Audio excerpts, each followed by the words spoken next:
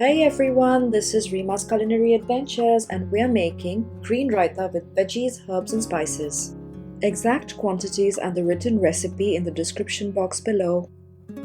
Place a dry pan on medium heat and add in your cumin seeds. Dry roast, shaking them ever so often until they are golden and aromatic. In a food processor, add in your coriander leaves. You can add in some mint, other herbs, and some spinach as well. Add a clove of garlic, some chilies. Ginger also works beautifully. The salt and some thick yogurt of your choice. You could also choose some dairy-free alternatives. Add the toasted cumin seeds, lime juice, and blitz everything until it's as coarse or smooth as you prefer. To help the process, you could scrape the sides of your container every once in a while. Once it's ready, at this stage you can use it like a dip or a salad dressing, also as a marinade and to brighten curries. Give it a quick mix and then pour it into a glass or plastic container and then refrigerate it until you're ready to use.